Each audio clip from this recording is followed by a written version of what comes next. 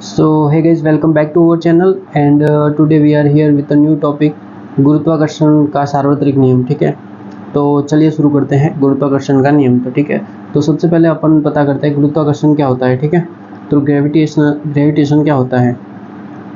तो पृथ्वी पर प्रत्येक वस्तु धरती की ओर आकर्षित होती है। प्रत्येक वस्तु धरती की ओर आकर्षित होती है। जब आपने वो अभी बहुत मीम चल रहा है, या फिर आपने वो आइजैक न्यूटन जो था वो पेड़ के नीचे बैठा था। ठीक है, पेड़ के नीचे बैठा था, कौन सा, सेब के पेड़ के नीचे। यहाँ पे बैठा बैठा उसके नीचे पास जब सेब जब गिरा उसके पास, ठीक है, तो उसने सोचा कि ये नीचे ही क्यों गिरा। ठीक है, ये ऊपर क्यों नहीं गया, ये नीचे ही क्यों गिरा। तो इस प्रकार से उसने सोचा कि धरती के अंदर एक बल है, जिस बल का उसने नाम दिया गुरुत्वाकर्षण बल, ग्रेविटेशनल फोर्स। ठीक है, तो प्रत्येक वस्तु धरती की ओर आकर्षित होती है या पृथ्वी की ओर आकर्षित होती है। पृथ्वी द्वारा लगने वाला ये बल गुरुत्वाकर्षण बल कहलाता है। इसकी खोज न्यूटन ने की थी। ठीक है, कैसे, वो सेब के पेड़ के नीचे बैठा था एक दोपहर में। ठीक है, और सेब उसके ऊपर गिरी तो उसने सोचा कि ये नीचे ही क्यों गिरती है, कोई भी चीज़ हमेशा नीचे ही क्यों गिरती है। ठीक है, तो इसे कहते हैं गुरुत्वाकर्षण। उसके बाद आते हैं गुरुत्वाकर्षण का सार्वत्रिक नियम। तो गुरुत्वाकर्षण का सार्वत्रिक नियम क्या है। ठीक है, तो प्रत्येक पिंड, विश्व का प्रत्येक पिंड एक दूसरे पिंड को आकर्षित करता है। ठीक है, मतलब कोई सा भी मान लेते हैं, ये पिंड है m1 और ये पिंड है m2।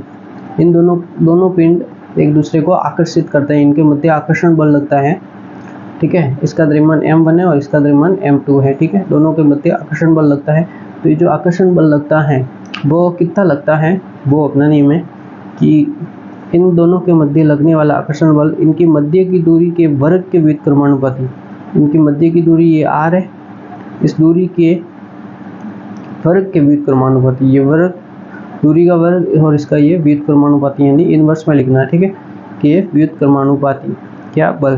ठीक है, व्युत्क्रमानुपाती तथा इनके पिंडों के द्रव्यमानों के गुणनफल के समानुपाती होता है। पिंडों के द्रव्यमानों के गुणनफल के समानुपाती होता है। तो द्रव्यमान क्या है, m1 इंटू m2। ठीक है, तो ये अपना आ गया।